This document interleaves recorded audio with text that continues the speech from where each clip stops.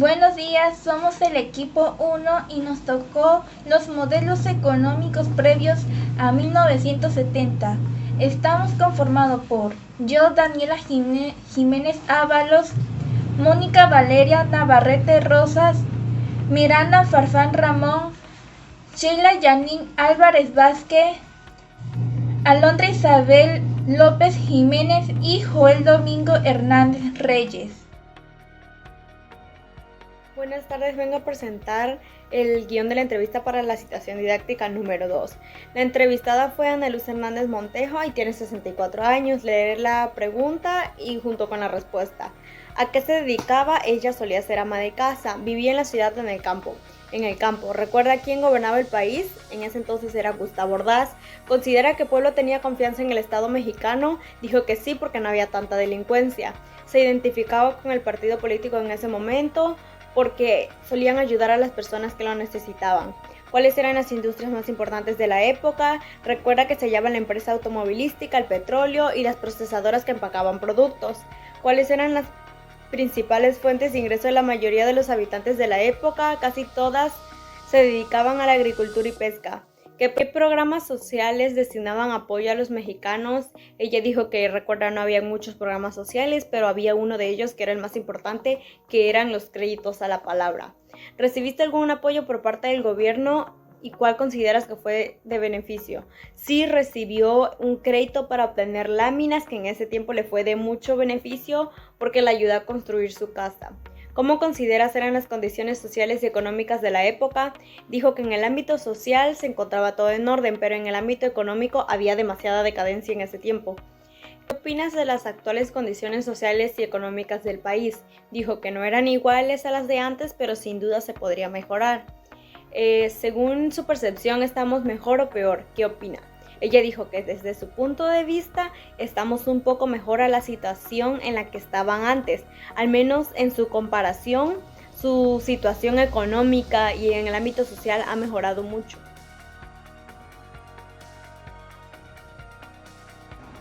Buenas tardes, mi nombre es Mónica Valeria Navarrete Rosas del Colegio de Bachilleres de Tabasco del quinto de turno matutino y vengo a explicarles sobre el desarrollo estabilizador y sustitución de importaciones. El desarrollo estabilizador. La etapa del desarrollo estabilizador son los 15 años que van de la devaluación de 1954 hasta 1970, en los que se alcanzó un alto crecimiento económico de alrededor de 3.6% en términos per cápita, estabilidad cambiaria y bajas inflaciones de 2.5% en promedio, similares a las de economías desarrolladas. De 1958 a 1970, el crecimiento promedio anual del Producto Interno Bruto Real fue de 6.8%, mientras que la producción industrial creció 8% cada año. Se trata de un periodo que también fue de crecimiento para las economías desarrolladas, de 4% anual en términos per cápita, con una inflación de solamente 3.3% en promedio. La sustitución de importaciones.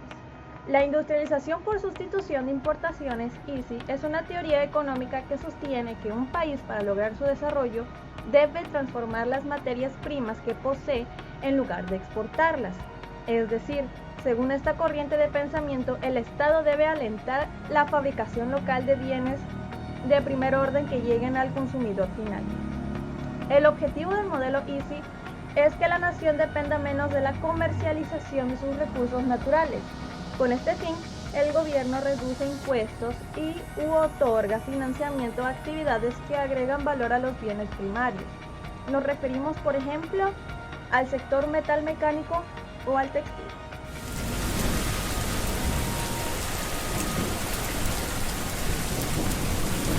Buenas tardes, mi nombre es Sheila Janin Álvarez Vázquez y soy del equipo número 1.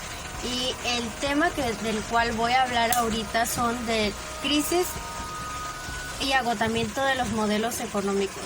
Bueno, en otras palabras, una crisis económica es la parte de un ciclo económico en el que se produce un descrecimiento considerable en la economía. Es decir, se haría un punto intermedio entre una recesión y una depresión económica. El ciclo económico es una serie de fases por las que pasa la economía y que suceden en orden hasta llegar a la fase final en la que el ciclo económico comienza de nuevo. A nivel productivo y de consumo, es observable que una crisis económica afecta por igual al conjunto de los agentes económicos durante esta fase de contracción del ciclo. Las crisis suelen ser identificadas por medios de cambios en las variables económicas, ya que la producción de bienes y servicios de las empresas y su consumo por parte de los individuos se ven mermados por la coyuntura económica.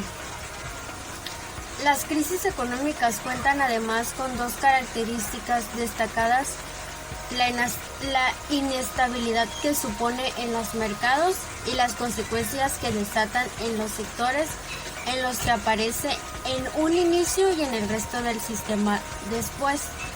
Posteriormente al primer efecto provocado es la disminución o el deterioro de las actividades comerciales que existen en los mismos. Además, es importante destacar que las crisis económicas pueden ser aisladas, centradas en un sector, en un sistema económico nacional, que pueden extenderse a un plano más global, como se vio en la crisis subprime que afectó a la economía mundial en el 2008.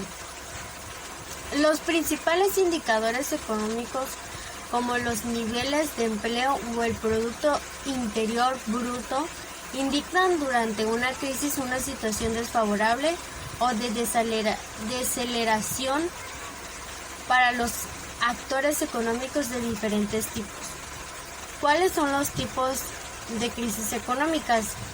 Los principales tipos de crisis económicas que podemos destacar son crisis financiera, crisis de deuda, burbuja económica, crisis de balance de pagos, crisis cambiaria y crisis bancaria.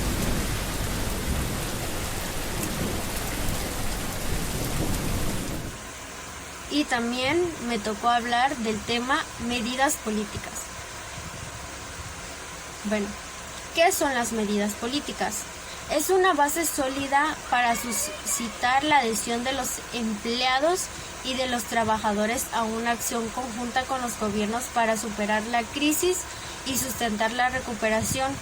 La administración e inspección del trabajo son elementos importantes en la acción a este respecto y a este proceso.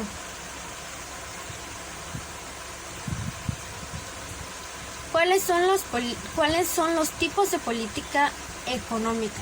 Bueno, dos tipos de política económica fundamentalmente son política monetaria, controla los factores monetarios, mesa monetaria y tipos de interés principalmente, para garantizar la estabilidad de precios y crecimiento económico. Político fiscal, centrada en la gestión de los recursos de un Estado y su administración. Espero que esta información que les haya dado les sirva de algo y me haya yo explicado bien. Ahorita paso a otra compañera para que les explique los demás temas. Que pasen bonita tarde. Gracias.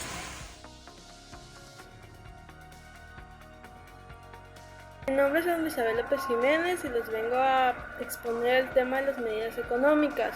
La política económica comprende las acciones y decisiones que las autoridades de cada país toman dentro del ámbito de la economía.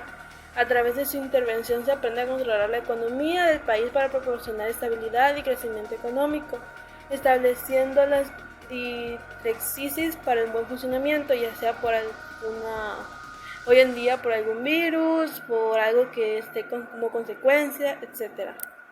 También me tocó exponerles el tema del impacto social. Se trata del resultado o la consecuencia de una determinada acción de una comunidad, ya sea por que no han hecho las medidas económicas o etc. Gracias.